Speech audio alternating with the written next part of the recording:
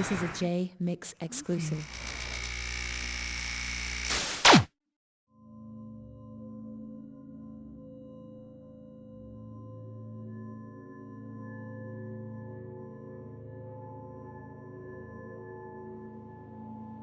Do you have an opinion on what's happening with Suge now?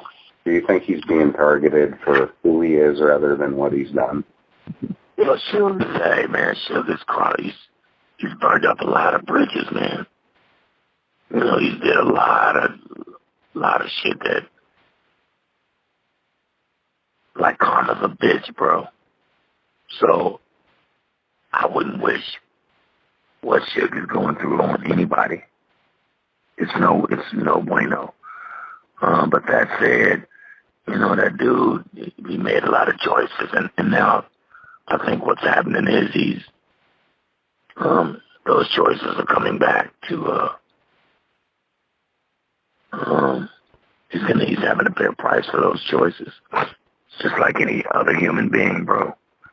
We make these choices, and in the moment, we feel invincible, and we're young, and we're gonna be rich forever, and we're gonna, be 30 years old forever. But shit, life changes, and shit happens, and so,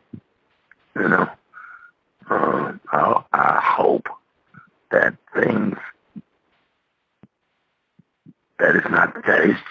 his story doesn't end just totally fucked up like that. Maybe, but it's all bad.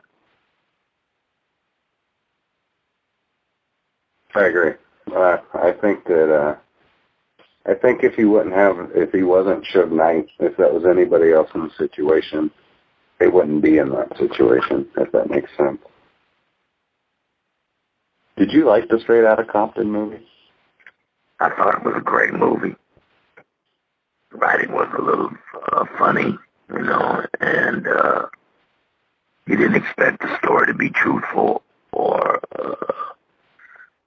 a serious depiction about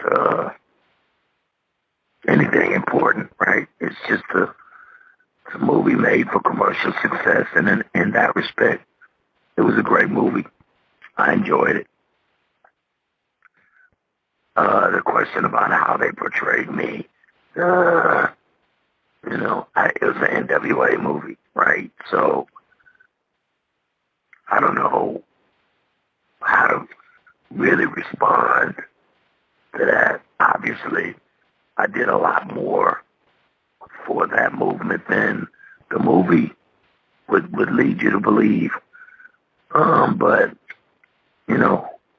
what are you going to do? It was an N.W.A. movie. And to those guys, I wasn't in N.W.A. I think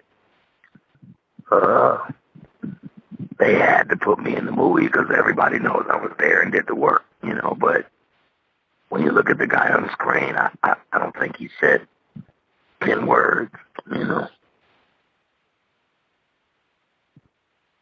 Were you pleased with the way Marlon Yates played you for the 10 words you said? Yeah, Marlon Yates was cool. Is there anything you think, besides the obvious role that you played, which I think that a lot of true fans do know the role that you played, but is there something that you think should have been told in that movie that wasn't told? No. I think if that's the way they wanted to tell that story, then they should have got it out just the way they did.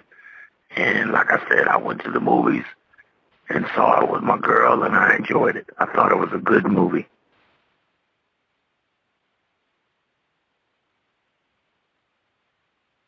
Can you tell us when you knew that Death Row Records was going to blow up?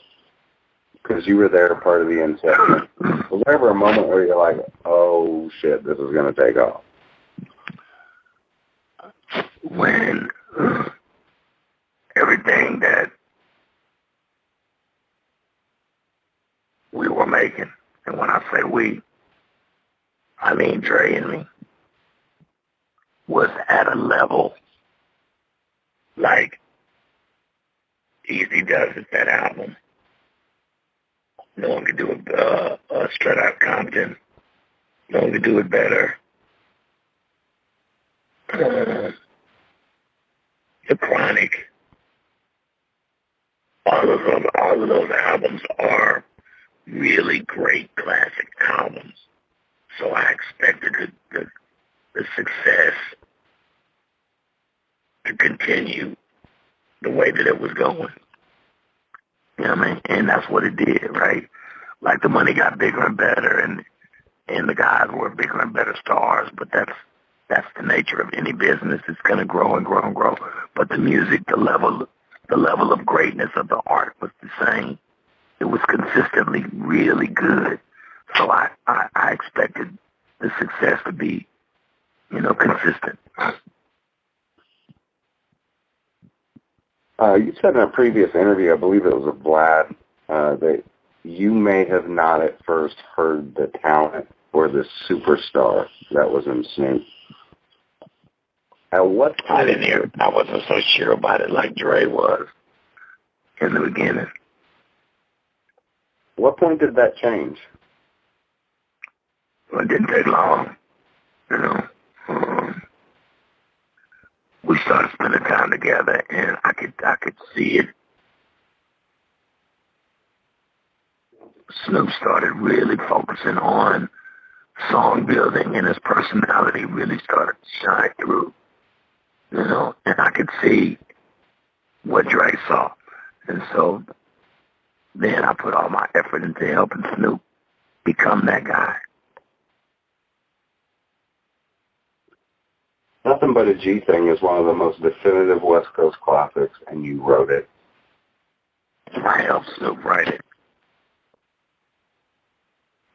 Did you hear the beat to it, or was it? Yeah. Can you take us through the process? Dre gave us, we were at Dre's. Dre made the beat. Snoop was living with me at the time. And we take the beat home and have a writing session. I'd stay downstairs, he'd be upstairs. And he'd write, I'd write, he'd come downstairs, I'd spit mine, he'd spit his. I'd be like, you know what, that's really good. But this part right here isn't really good. Like, you should do these parts over, and you should move this line from down here up here, because if you start it like this, blah, blah, blah, blah, you see how it brings the listener in, blah, blah, blah, and take out these three lines and replace it with something that goes like this, blah, blah, blah, blah, and that's how we built the record. I have to ask about 20 Sack Pyramid. It's my second favorite cut on that album. It's the funniest shit I have ever heard. Can you tell us about that day and how that came to be? Where did that idea come from? Man, who knows, man? We were smoking so much marijuana, man. And so we were high as hell and probably drunk and just having fun. The same thing with still talking, just having fun. The same thing with the courtroom scene on Fuck the Police, just having fun. You stated that death row is a rough place to be. Would you care to elaborate or talk about that? I've heard the show just kind of made sure nobody fucked with you. Yeah, I think are the stories true? I mean, are the stories of studio sounds and punishment? There was a lot of it. It was bad.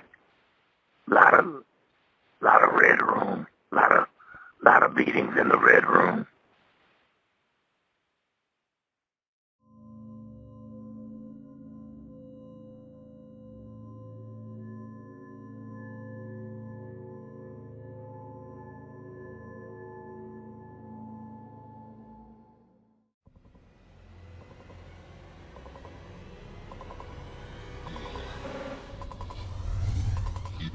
Yeah.